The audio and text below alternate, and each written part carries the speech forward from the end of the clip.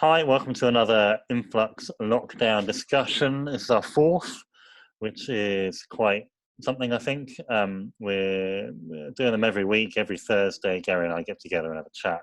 I'm Kit, he's Gary.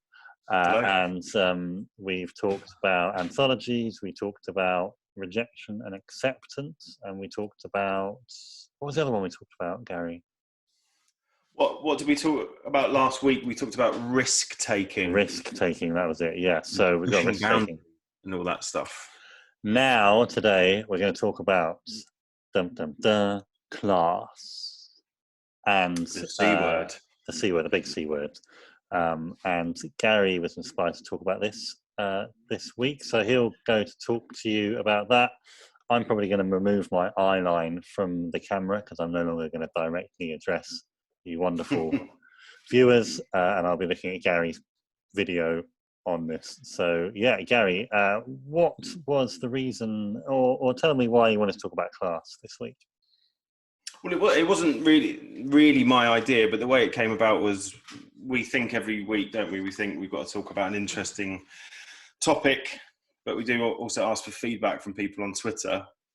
So it came about by, I found there was a tweet by Frankie Boyle, Scottish comedian Frankie Boyle, that made me laugh an awful lot. It said, the last real taboo in Britain is to ask someone who went to public school what role they think it played in their success.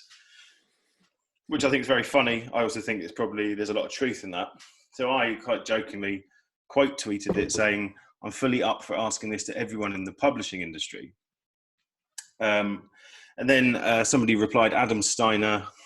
He suggested maybe we should have one of our lockdown discussions where we touch upon these issues and basically talk about class and who has the right to tell which stories. And we thought, well, this is a subject that is quite close to our hearts. It's something we talk about a lot anyway. So let's make that the theme.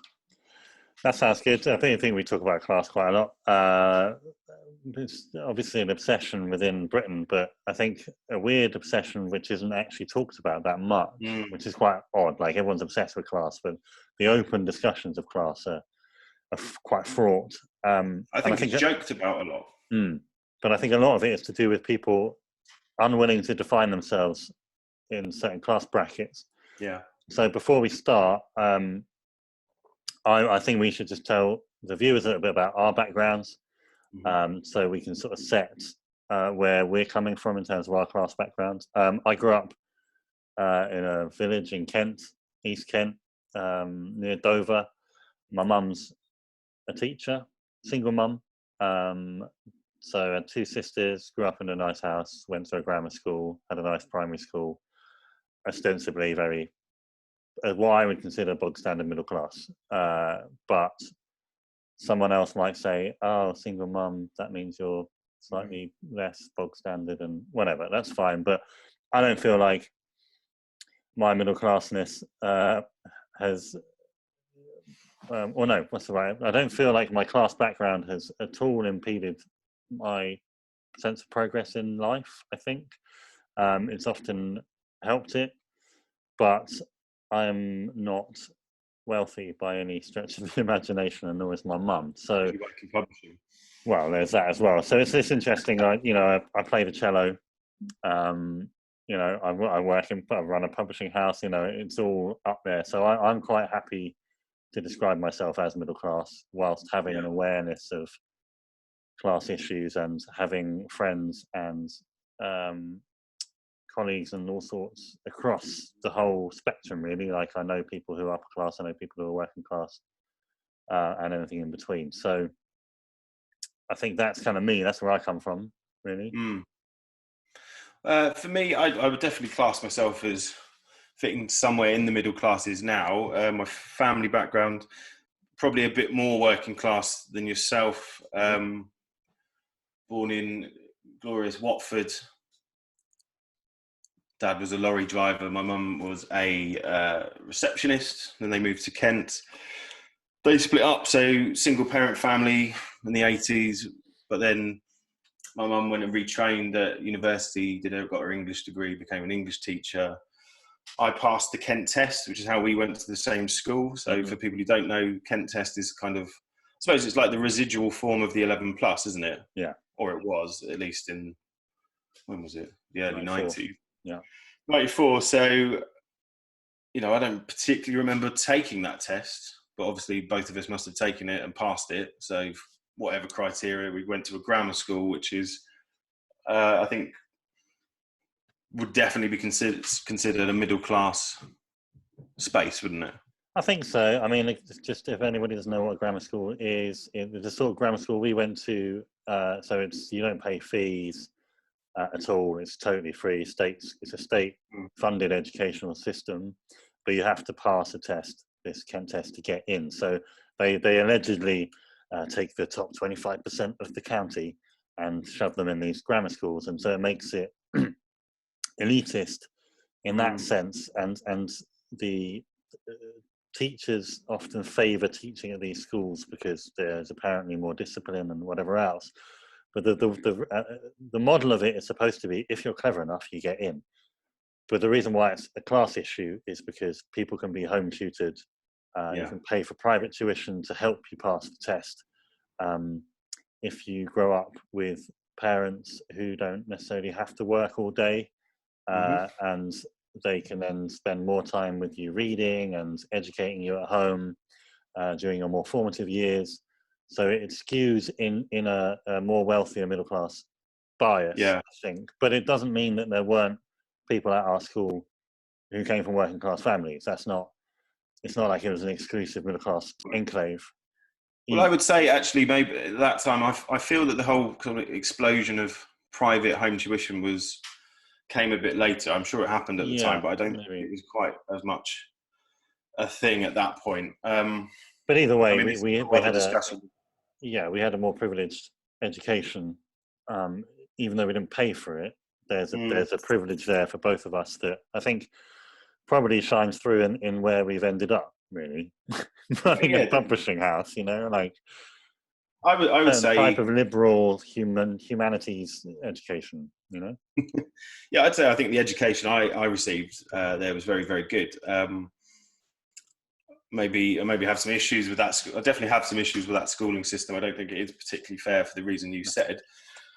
The education was very good, and for me, I think coming from at least from working class parents and having some experience of, I'd say, more working class spaces, like going to West Ham when there's still the terraces with my dad and seeing those sort of worlds. Being at a grammar school, which I'd say was predominantly middle class, was for me quite a good schooling in kind of class differences, which I don't think are to do with intelligence at all, but they were definitely to do with lifestyle and a kind of an awareness of the world as well as economic factors.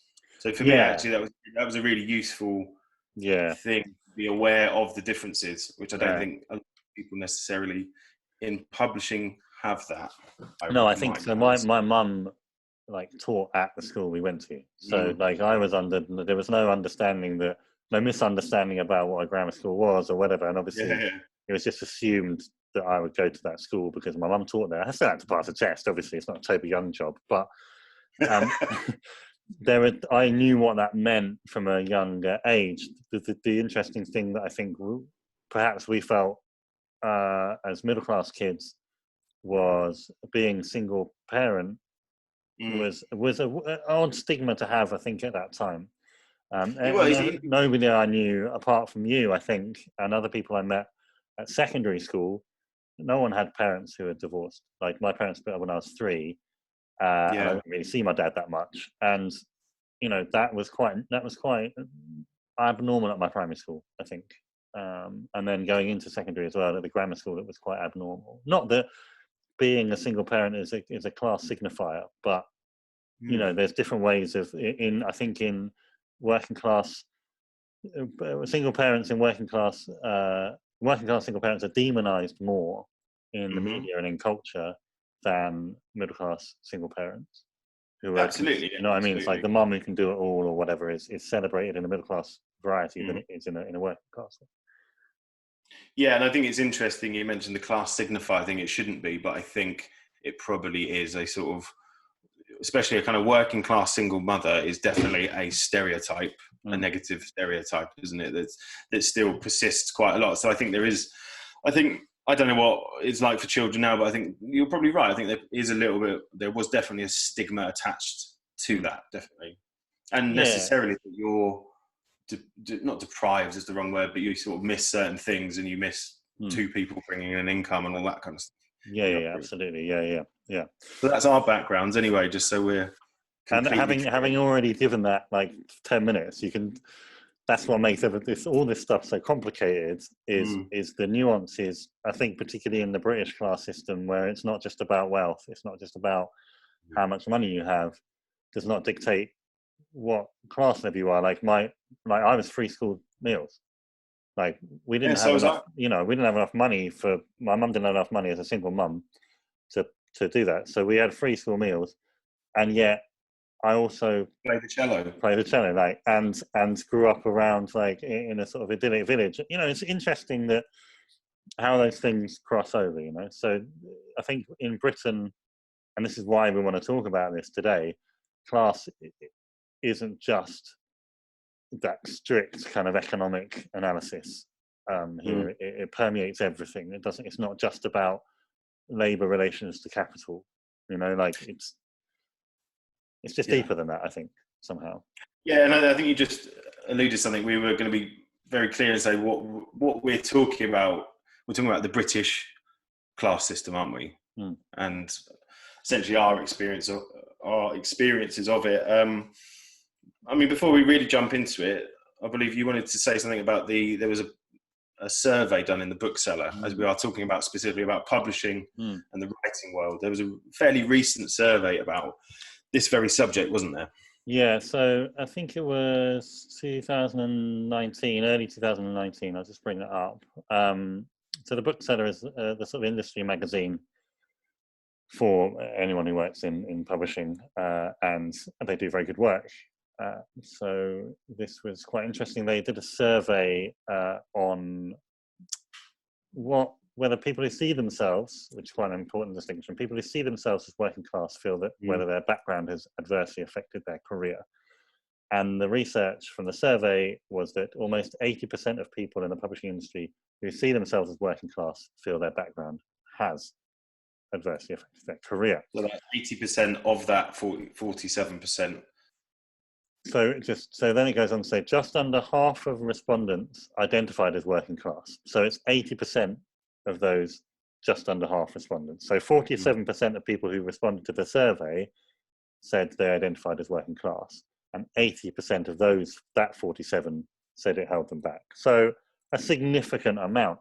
However, and this is what's interesting about it, the question itself, it says here in the article, in a question which drew criticism from some academics who argued that self-identification would skew the results. They said factors influencing identification varied from because I am, which came from one director who earns more than 50 grand a year as an answer to why do you identify as working class? Someone just goes, because I am, to several who said, because I work for a living. Now, baffling.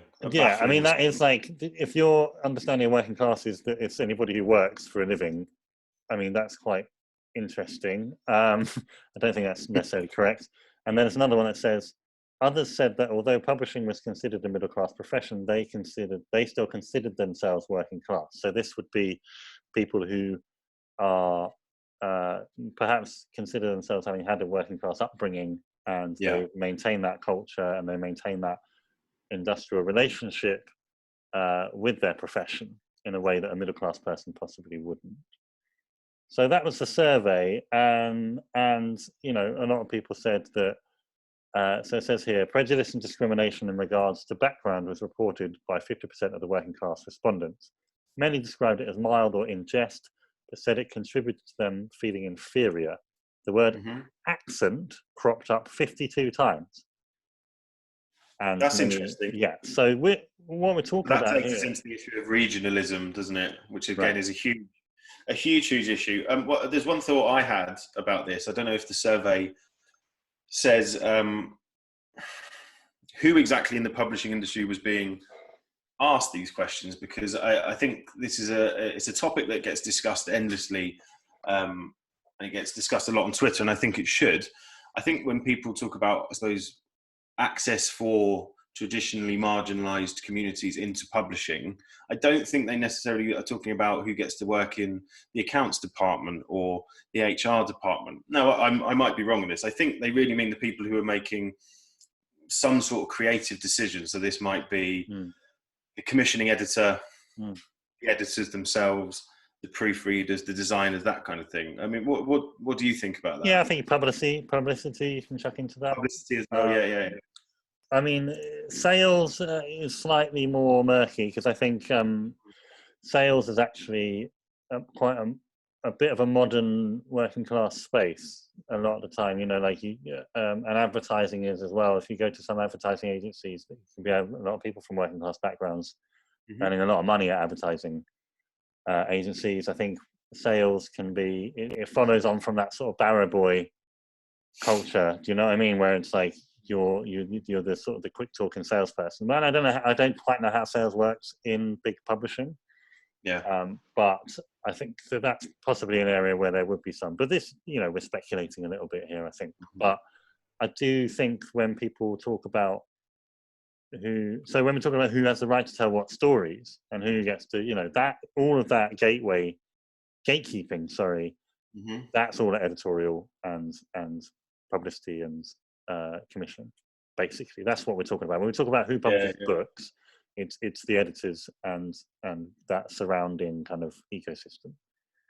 Yeah, it's interesting. I just think for me that Bookseller survey, well, I think it's very well intentioned and quite useful, but in some ways, but I don't know how much it changes anything. I think the statistics are very misleading. I think the answers show a misunderstanding of what we mean when we're talking about class, which we'll get onto in a minute. So I don't know. I just wonder if it's something that can be solved by a discussion within a sort of trade journals. Do you see what I mean?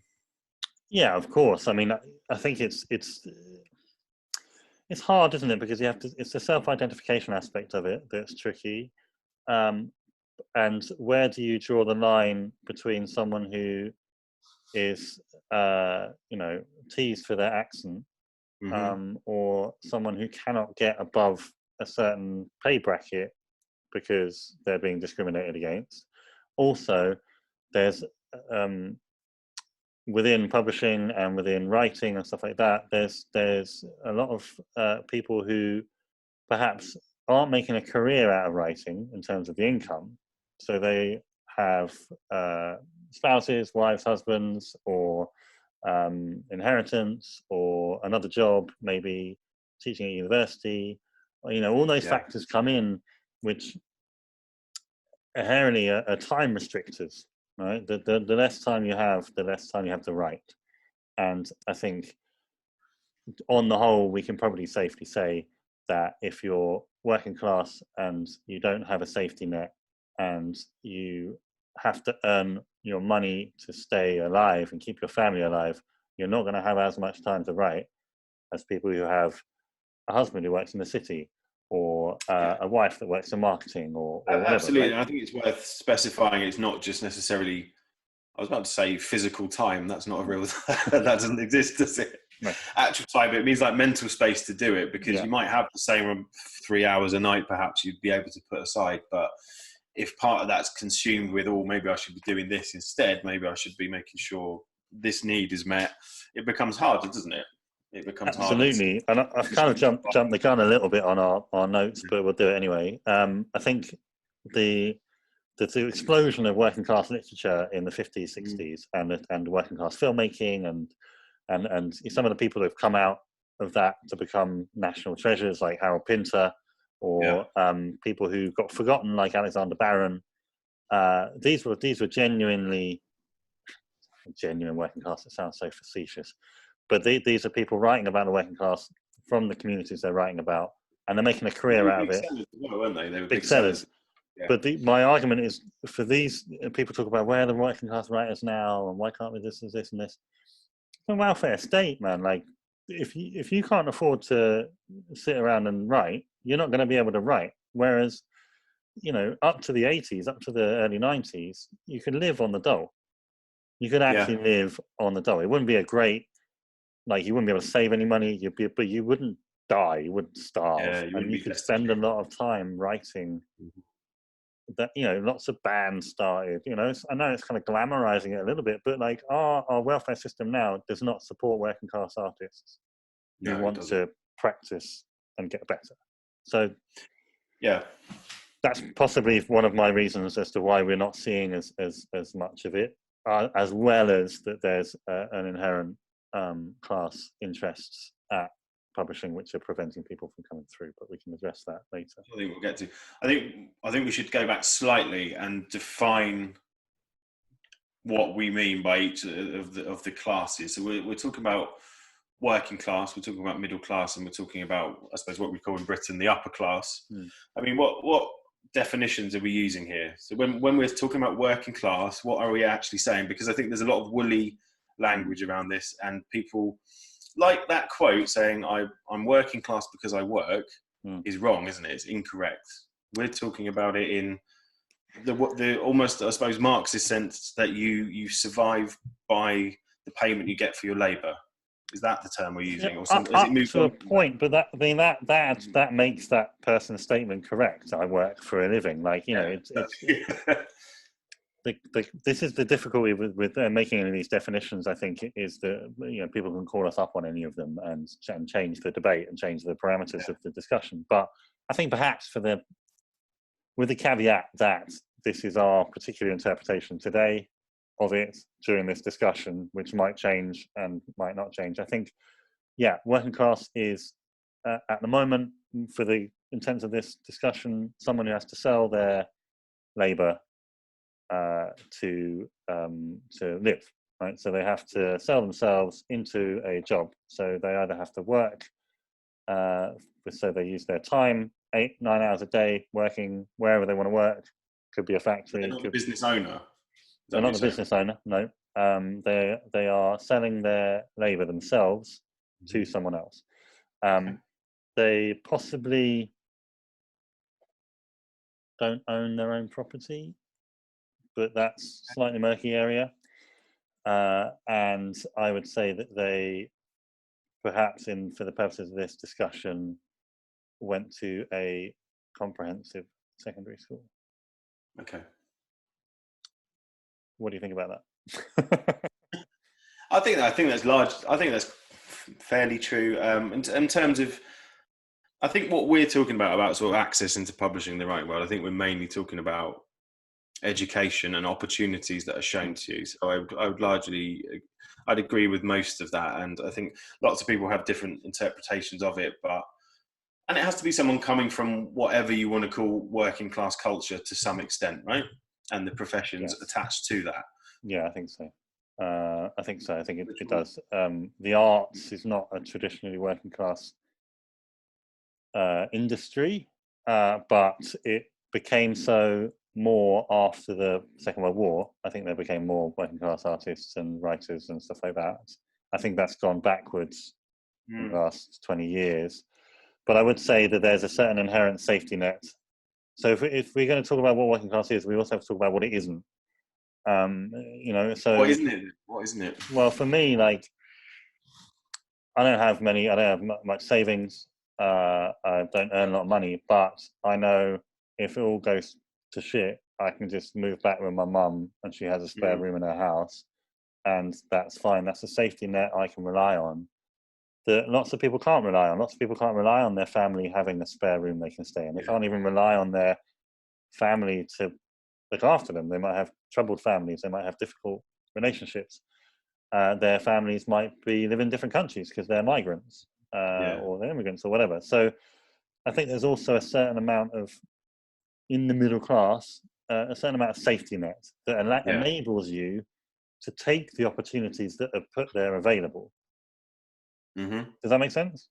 Yeah, it does. I think that's very true, especially, talking about safety nets in whatever form they take. And I think that's something that's really been exposed by this current lockdown, hasn't it? I mean, that's really, that's like lifted the rock off a lot of this stuff. So I think I would completely agree with you there. So maybe then we should go into what we actually mean when we use the word middle class, because I think for me, this is the toughest one to define. it's the one that's bandied around the most, probably, usually as a kind of soft, gentle insult. Would you agree with that? Yeah, I mean, this is what I made a joke about this on Twitter recently, where someone was asking what's the most middle class thing, and I said pretending you're not middle class.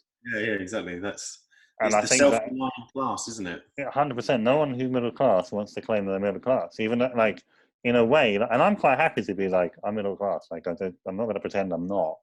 Yeah, But if someone said, "Oh well, yeah, you're just one of those middle class privately educated," I'd be like, hang on a minute. I'm not that sort of middle class." You know what I mean? There's like these odd yeah. distinctions of vanities that we hold on to distinguish ourselves or differentiate ourselves from other middle class people. Okay. So we'll get to this. I think we should.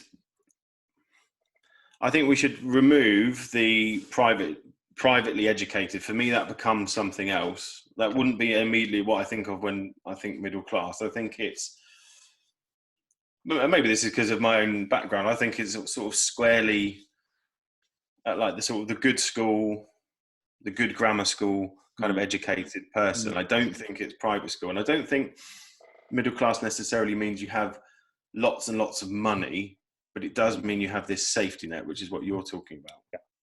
And I do think there are at least two different forms of the middle classes.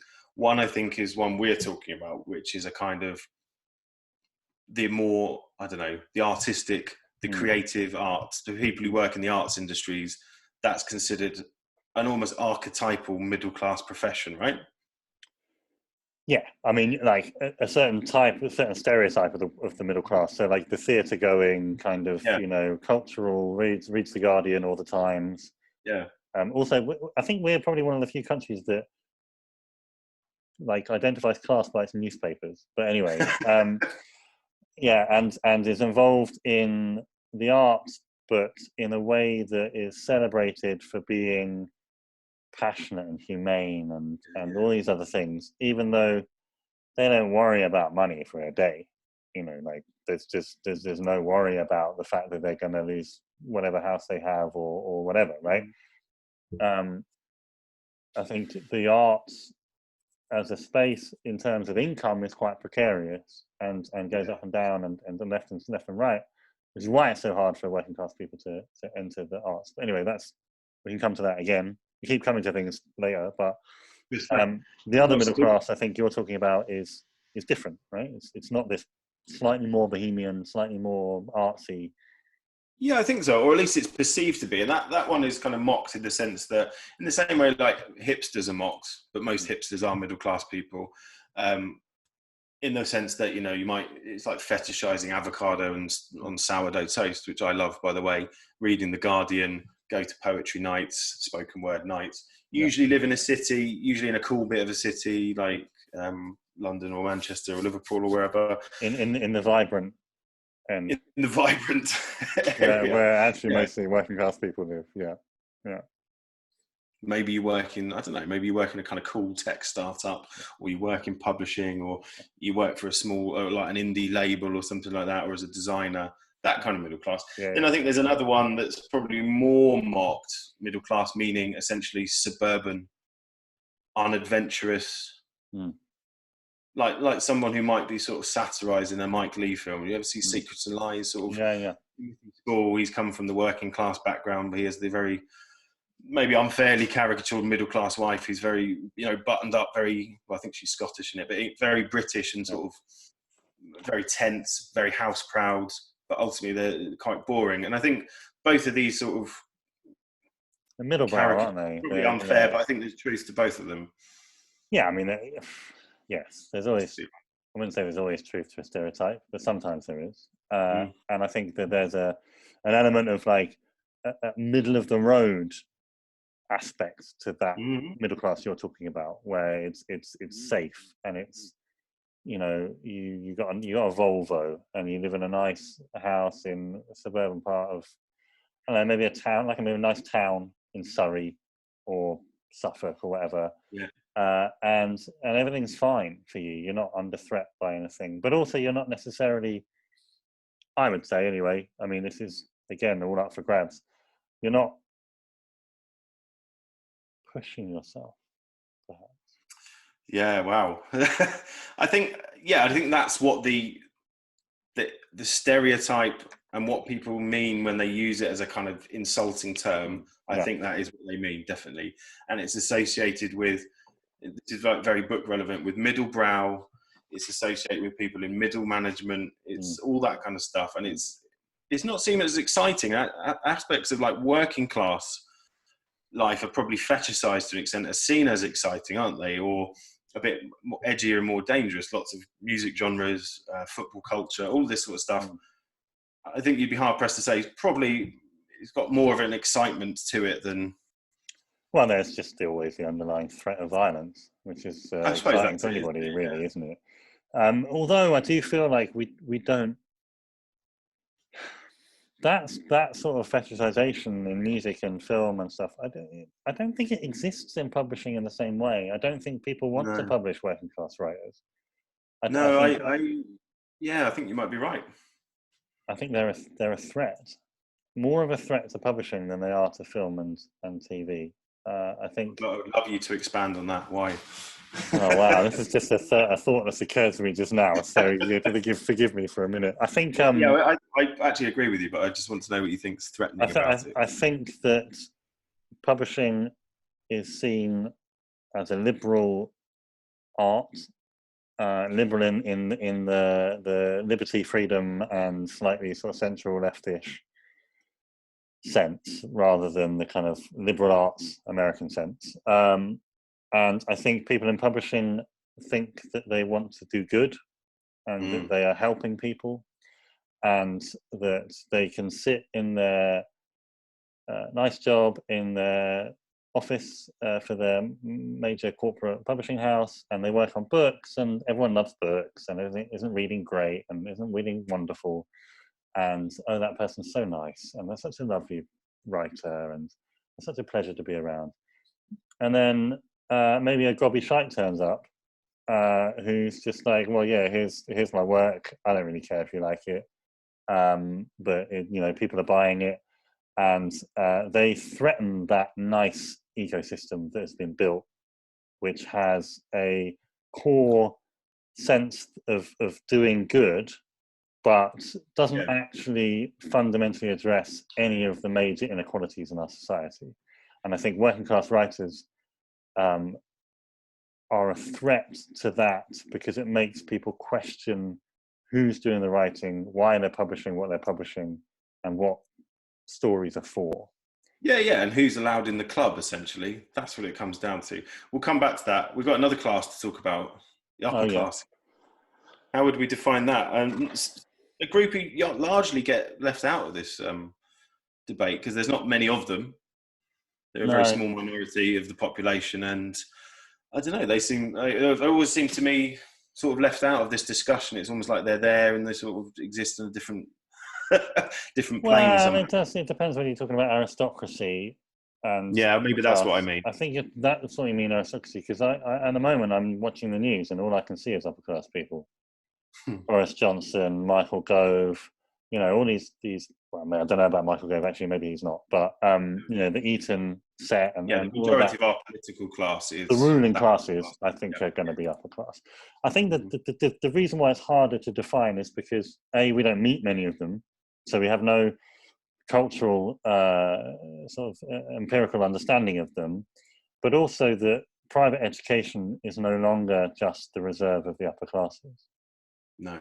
And that perhaps traditionally would have been the more obvious signifier. Landowning is an obvious signifier. But if your parents are rich enough, merchants, let's say it, if we're going to use those terms, you can send your child to Eton. There is no barrier of family background. I mean, there is probably in their admissions process, they're like, oh, your father or whatever. But on a technical basis, if you earn as much money as you want, you can send your child to the most prestigious public school in the country, where traditionally that's where all of the upper class would have been. It would have been all upper class people being educated there. Does that make sense? Yeah, I think it's a little bit more nebulous for the upper class. And to be quite frank, I sometimes they're just a little bit more real than middle class people. They're not pretending to be anything they're not. I think you meet some upper class people and they're quite refreshing in the sense that they're just who they are. They don't have as many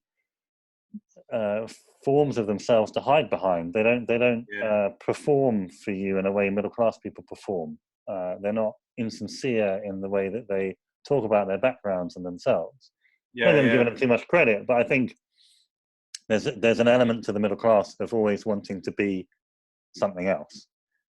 There is, and I'd say I think it's probably tensions we've all felt. I think the middle classes, as I understand it, are sort of stuck between being aspirational, more money, I suppose, aspiring to be, maybe not aspiring to be that upper class, but aspiring to a sort of level of financial security and quote unquote success. Yeah.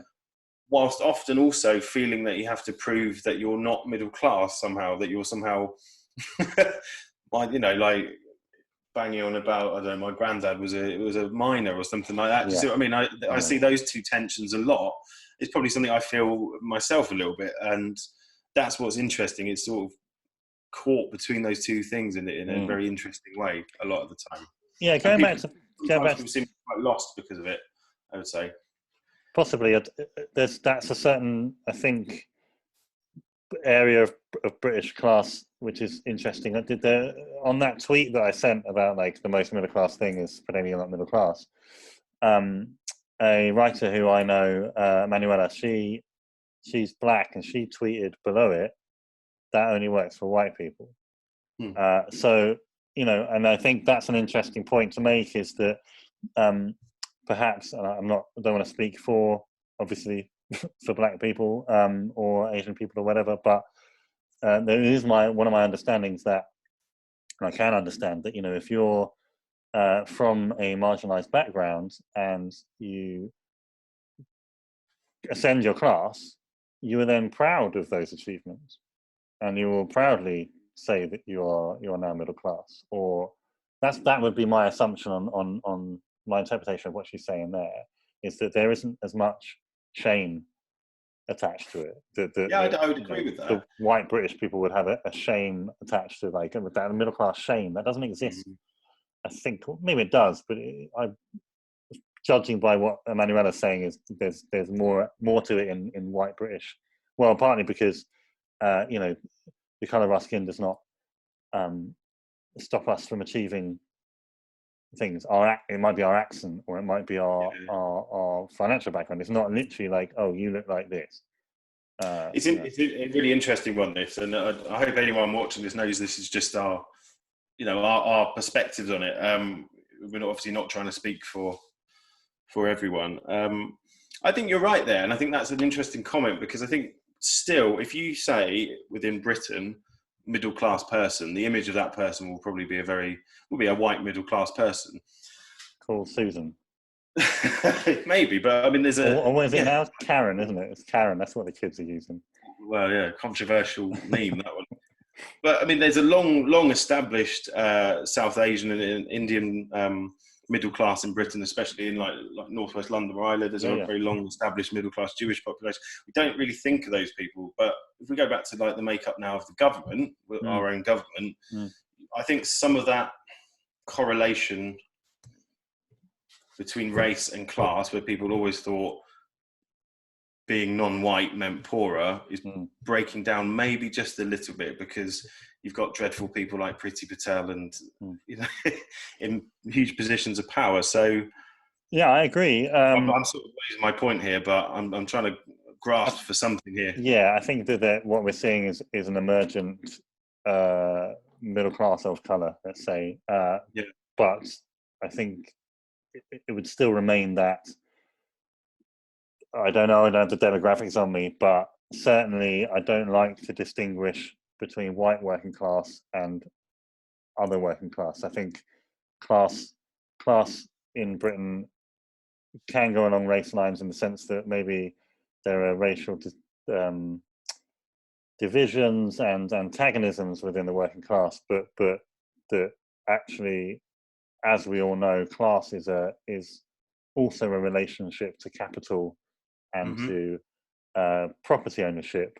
It's not to do necessarily with the way you look or who you are. And yet we are also talking about cultural class and cultural capital and all that sort of stuff, which feeds into it and makes it more complicated.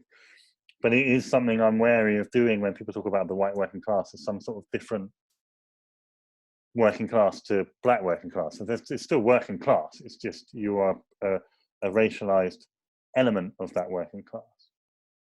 Yeah, I'd say white working class. I'd accept it as a kind of cultural identity more than a class identity. Does that make sense? Yeah, that does make sense. And there's different white working classes across, in the southeast and in London. I still think there's a very identifiable white working class as there is in the northwest and the north of England, but they're not the same cultures, I would say. But there's obviously a class link. There's a lot of crossover. There's also distinctions. Yeah. We probably need to crack on. We're talking about books, mate. I think. Yeah, let's do it. It's such a good topic to talk about. It's so knotty and complicated and controversial. I love it. So my question to you would be, if we are taking a general assumption that publishing is a middle class industry, which I think we are, where do you think so the question there would be, does that obviously affect the books that get commissioned, and if it does, how does it also explain that there are anomalies to this, where someone like Irvine Welsh comes up, or someone like I'm trying to think of other writers, working class writers like Horton Newland or someone like that. His first two books were signed by Little Brown. That's not a small publishing house. These things do crop up. But do you think, on the whole, the makeup of the industry is reflected in the books that are put out by the industry? I'd say yes, but I think we also have to give commissioning editors, we're both commissioning editors, I think we have to give commissioning editors, even if they are middle-class commissioning editors, some credit. There are a lot of people who genuinely love books, and I think there's enough people who are genuinely looking for, good writing from different, not just from one place. I know we're not. We're always looking for stuff that's a fresh perspective. It has to be written well. So that's, I think, your answer for your Irvine Welshes and stuff like that. And then Irvine Welsh did well, didn't he? So it sort of opened the gates for a while for that kind of writing. However,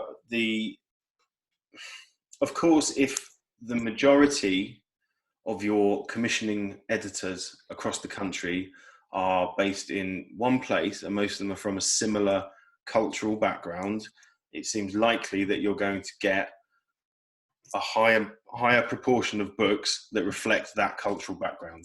It's just natural, and I don't think there's anything wrong with the middle class novel. Of course I don't. I'm not a fan of the mythical Hampstead novel. It's not my kind of thing. But there's loads of books I read that are about, I suppose, middle class concerns. That's not an issue. The only issue is when that's the majority of stuff being published. And I think I don't know if it is the majority of stuff being published. I think what we're talking about is within the world of literary fiction, right? Yeah. I don't even think it's a problem in terms of more commercial fiction, in terms of crime in genre fiction. I think it's probably still a problem, but not as pronounced as it is in the world of literary fiction, which is one of the least selling, least sellable genres or forms. It's one that gets the most discussion about it. Yeah, and it has the most kind of cultural impact or whatever, right? Like, I agree with that. I think you're probably right. I do read crime fiction, and I think you're probably right. I don't think it's necessarily that there's like everyone who's working class is writing crime fiction, but there does seem to be a more delicate balance there, which is at least. I think I don't know obviously I don't know the background of every single crime writer, but it at least addresses concerns of people across society. That's one great thing crime fiction can do. It can, the detective and the criminal and the detective. He can interview the aristocrat and the indigent underclass sort of junkie all within the same book, and I think that's one of the really strong aspects of crime fiction. You can get a viewpoint on a society that you can't really get in many other ways. Absolutely. I think there's also, going back to your point about publishing things that maybe reflect your tastes and interests, there is, again, not that much wrong with that. Like, that's okay. The problem is there's nothing wrong with liking what you like. The problem with the industry is that if you have everybody from the same background all publishing what they like, they're all going to publish the same stuff. So what the industry needs to do is employ more editors from working class backgrounds and from other marginalized backgrounds in order to then get books in that are of their taste. And that's how you get that. You don't get the diversity on a class or race or gender level just by having magnanimous editors who are like, oh yes, I shall publish 5 working class books this year. You get it by putting a working class person in an editorial position. Absolutely. You know, and like I've alluded to this in previous episodes, that there is. I like the fact that we have episodes now, by the way. Episodes, chats. In previous episodes. That's like me going, to quote myself. No, I mentioned, didn't I, that there's the kind of career pressure for a commissioning editor at certain places to, if you're commissioning books, to know that they're going to sell well, because if they don't, if they fuck up, it will reflect badly on you as the commissioning editor. Yeah. So if it's an easier sell to sell that book, this kind of book we're talking about that reflects a certain kind of middle-class cultural worldview, if it's a choice between that and the edgy but difficult sell from a difficult author working class novel, you might go for the easy option because you just think, I want my life to be easier. I want to keep my job. See what I mean? Yes, and that is a perfect example of your class interest operating on your behalf. Because you're saying, I have a nice job I don't want to give up, so I will protect my class interest by publishing something that is similar to me. And that's like a beautiful encapsulation of how class interests work. You may not be aware that you're acting in the interests of your class, but you are. Yeah, and I don't think those decisions would be taken maliciously, and I think actually they'd be quite uncomfortable decisions to make. I think you feel quite bad about them. I know from experiences I've had about certain things that have to be let go or just don't get through because they get dismissed by other people, sales teams, publicity teams, it can be quite disheartening. Do you know what I mean? And then maybe you lose your motivation to find that sort of newer voice, that fresher voice. It's hard. Absolutely. I think there are real commercial and industry specific issues that affect this. Yeah, and that's just at editorial level. We're not talking about how, or we haven't yet talked about, how in order to access those editors, you need an agent. Most agents, I'm going to hazard a guess, are middle class. And how do you access them? How do you even get to meet them? How do you know who they are? Yes, they have an open submissions policy, fine, but also, how do you know which agent? All this research you have to do when you're a writer. That you have to, if you don't know where to send the book that you've written. Let's say take a very stereotypical, you're a working class writer from Coventry. You don't live anywhere near London. You've never met anybody in publishing. How the hell do you find out where to send your manuscripts? Yeah. And even then, that's not even your first barrier. Your first barrier is writing the manuscripts and having the time to do it. So, there's that good writing aspect you're talking about, where you get a book and you're like, oh, yeah, the writing's good here. Inevitably, you look at their biography. Oh, did a MA in creative writing at Kingston University or whatever, right? Like, there's a way you can polish writing to make it good, to make it sellable, and that can be paid for via education and university. Yeah, it can. And I think that is something that is often inaccessible to working class writers. So I think so. I think it comes down to. I was thinking about this quite a lot before this episode. And you mentioned the phrase earlier, the kind of ecosystem that exists in the publishing world. I think before we started what we do, I don't think we really understood how it all works. We sort of learned as we went along. Being in London is massively beneficial for that. Mm-hmm. There's no way we could ever deny that as a 100%. hugely influential place, because that's where it all, not where it all, but that's where a huge majority of this stuff happens, and that's where you can be around those sort of people. I didn't know the process, the ins and outs of the process, because you don't until you do it. Something I find interesting about, we're going about to talk about the education and this kind of ecosystem. It's almost like knowing the code, knowing the language, how to navigate it. So I was thinking things like funding applications from the Arts Council and so on. Firstly, you've got to be aware that it exists. Then you've got to have the kind of self-belief to think this is available for me, right? And I think a lot of people from more marginalized backgrounds will think, I'm not going to apply because that's not for me. Yeah, I'm not going to get it. I'm not going to get it. Okay, let's say you get over that hurdle. Then you've got to know how to phrase and how to write these applications, which can be pretty, as we know, pretty torturous, painful experiences. And that's a hurdle in itself. You know, you've got to go a long way to kind of know how to use the system. And I think there's quite a lot of good funding out there, but I don't think it's always going necessarily, it's not finding people who they might want to be funding, do you know what I mean, for these reasons, because yeah, absolutely, access and who thinks they're allowed to do it. Yeah, and that's to do with a sort of invisible class communication, isn't it? I think, where maybe it's not as invisible, but it's this oh, that's not for you. Oh, don't get above your station and think that you can join our thing. You know, you'll never be a writer, or you know, you see countless people talking online about like how their teacher said they'd never become a writer or whatever. And now look at me, fuck you, teacher, or whatever. But there is an element of that, certainly, that in the middle class, you are told you can achieve whatever you want to achieve, and you see people doing it, and that's very different. You see it happen as an everyday reality. Whereas the class system is so entrenched that a working class success is an abnormality. Yeah. You know, a middle class success is just every day. So your self-belief as a middle class person is based on the fact that this is totally normal. I don't have to strive.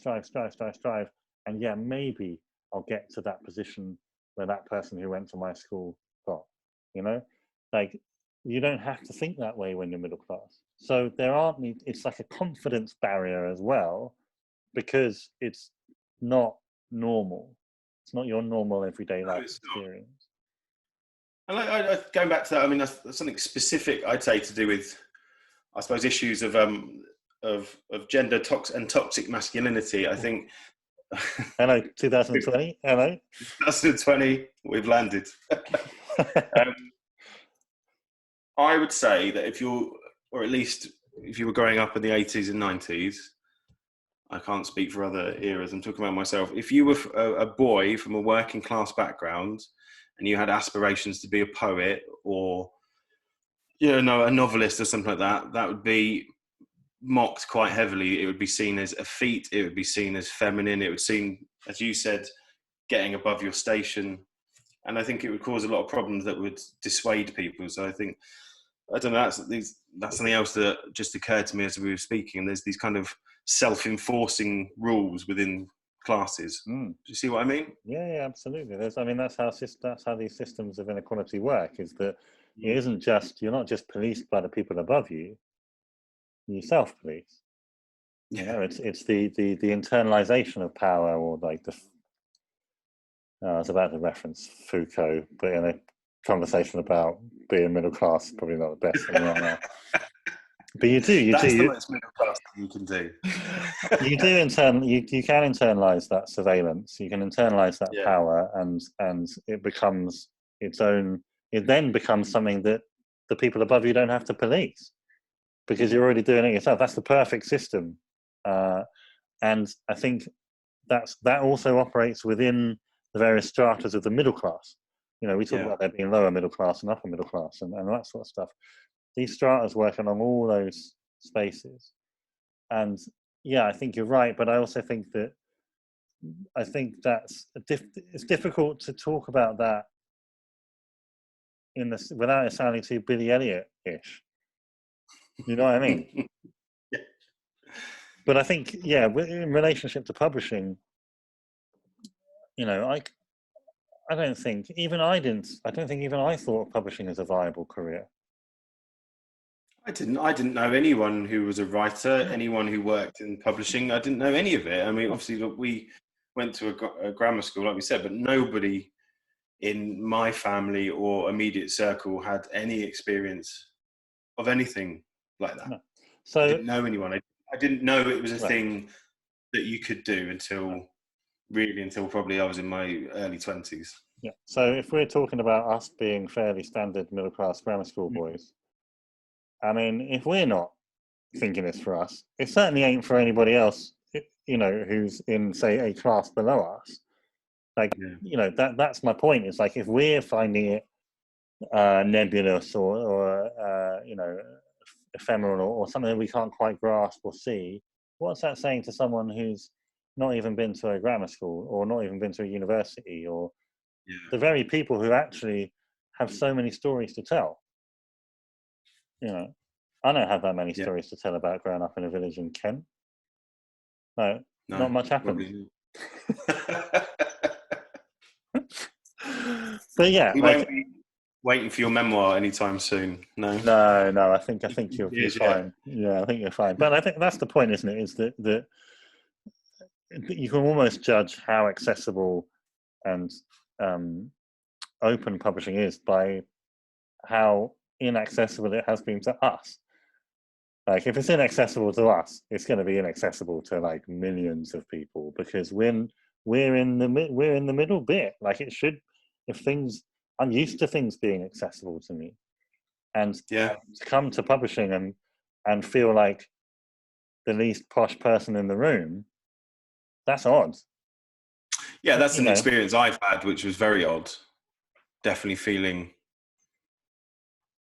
well, like what you said, yeah, the least posh person in the room. It's odd when you've come out of a grammar school, isn't it? It's a strange feeling when you think, you know, it's not like I've just rocked up in my sort of overalls from working on site all day. It's just, yeah, it's an odd feeling, but maybe that's something we're talking about, that internalized. I don't know what it is. It's definitely something I've felt. What do you think about the I think there's also, within this, we can talk about authenticity and stuff like that. And I think there's an inauthenticity to some aspects of middle class culture and the middle class identity in general. And I think there's authenticity attached to being working class. It's fetishized. Yeah, definitely. There's authenticity that's fetishized to the upper class. Benedict Cumberbatches, you know, a posh actor whose family was slavers. I mean, you couldn't get more like posh, and he wears it. He's just like, yeah, I'm posh. Like, that's, you know, and that's authentic. You have to, don't you? Yeah, you have to. But I think within the middle class, there's a denial of there's a sense of inauthenticity, and I think a lot of the time, publishing and writers who are middle class talk about giving voice to different characters or writing about different people, or you know, stories are universal, or all this sort of stuff, in a way of circumnavigating that question of authenticity about who gets to write about what. You know, I spent a year. Literally me. Let's just give me an example. I spent a couple of years as a bin man in London, driving around picking up people's waste. It gave I had access. Everybody I worked to was working class. I've got loads of stories about them, and I loved it, and it was great. But you know, I was then able to go to university, and I didn't have to be a bin man anymore. Yeah. You know, who's to say what those guys I left behind are still doing? I don't know. But I would rather hear and read a novel written by someone who was a bin man, who was not me, who was not just dalliancing as bin man, right? Yeah. I could write a novel about being a bin man, because I have been one and I have hung out with lots of bin men. But I would consider the novel by someone who was doing it without any other choices necessarily as a more authentic represent someone who had a more authentic take on being a bin man. Does that make sense? Yeah, maybe. Yeah, it does. I mean, it's difficult when we get I into sort of those agree. arguments. I sort of agree with you and disagree at the same time. I really hate the idea that you can only write about something if you've got first-hand experience of it. And not only that, what you're saying, but real first-hand experience of it. However, I think you've got to be very careful if you're going to write about something or a culture or an aspect of your own culture you know nothing about. You've got to be very careful of that as well. So I don't, but authenticity, I think you're right that the kind of working classness, if that's such a thing, and authenticity are kind of connected, aren't they? They sort I think so, yeah. They're so inexplicably sort of tied together. You get that awful word used a lot, gritty drama, a gritty novel about that, which usually means it's about poor people who are on drugs or something like that, doesn't it? Yeah, and you never hear of an authentically middle class novel. What would that be? We mentioned this before. I know we always mention Ballard. I think you can be from those sort of backgrounds of he's almost upper class, but write very interestingly about middle classness. I think he did it fantastically. Stuff like Millennium People, but precisely because he identified these problems we are identifying, this sort of malaise, this lack of strong identity. So that, for me, is the kind of book I would want to read about middle classness. It's funny that the word for that is ennui, and it's so middle class that they would just borrow a French word to describe what that means. But like, I do agree with you. Yes, you should be able to write about whatever you want to write about. That's totally fine. But it's more that if I wrote the book about being a binman and then used my experience as a binman to sell that book. Yeah. Does that make sense? See. Yeah. So that's you, the personality of you, the author, coming in to sell the fiction that you've written, which I know happens all the time. But yeah, that's an interesting one. Then I think that might be where you're using your authenticity. Yeah. That's where you're using your authenticity to sell the story. Yeah. You know, if you write a story and just be like, yeah, I was a bin man for 2 years and these are the people I met. Like, I'm not pretending that I'm still being a bin man or whatever. You know, it's a bit like bands, you know, like, it's sort of a bit of a cliche, isn't it? But like the bands who are working class and then they become massive and then they sort of stop really writing good songs because they've got enough, all they're doing is sitting around in their massive mansions all day. Like they've got nothing else to write about. It's like Mike Skinner's fourth album was The Streets, rubbish, because he just was too successful. Too much cocaine. Which is odd. I mean, maybe that's not necessarily a class thing, but we've been going a quick side thought on this. You mentioned the word ennui as being a very middle class thing. I would say, for me, the French and the Italians and European were much better at making the middle class experience seem quite cool. You know, those sort of movies from the 60s, like Bonjour Tristesse and stuff like that. Yeah, artfully depressed women sort of floating in swimming pools with nothing to do. That looks great. No, is there a British version of that? No, there's not. I don't think there is. What's the British version of that? I have no idea. I'm sure there is one. We get Mike Leigh films about like Abigail's Party and stuff like that. I do think there's a sort of difference there in how people treat it. There is. I think we need to wrap it up because this is easily the longest one we've done. Yeah. Can I just take it back to the original tweet then we got from Adam Steiner? The actual question was, he said, why some entitled people seem to think their privileged background justifies their, quote, better publishers. What do we think about that statement? It's quite a wild statement. It's a bold statement. I don't know of anybody who has said that their background makes them better publishers. But I wouldn't put it past someone thinking it. Yeah. Do you think things are better now? Let's just talk. Let's end on that. Do you think there's better or worse access for kind of working class people in the industry and as writers? You mentioned the 60s being a good time for it in terms of fiction, at least. I think it's a worse time. I think, and principally because of what I was saying in the welfare state and grants, and like there's just less public investment. Public investment assists working class people. And I think that in order to write, you have to have a lot of time, and in order to experiment and do interesting writing, you have to have even more time. And that is not afforded if you do not have a good welfare state that will enable you to do that. Equally, I think that there's been quite strong inroads into at least surface level changes in terms of racial diversity in publishing, where you're seeing a lot more Black and Asian writers come through, be published. You're seeing so certainly that happening, and I wonder whether that's whether working class diversity is next or not, and I'm suspicious that it won't be. Yeah, that's a very interesting point, isn't it? I think you're right. There's diversity in terms of kind of ethnic background definitely improving. Whether it's changing in a class background, that would be an interesting. Yeah, I don't know what the figures are on that, but that would be interesting. Yeah, I think that's a discussion for people who aren't us to have. Yeah. But yeah, there's certainly, I'm sure it is being discussed in those communities. So but it's something that's had a noticeable change, even if it is, as I say, surface level and it disappears in 5 years. But it certainly seems to be a change in publishing towards increasing racial diversity.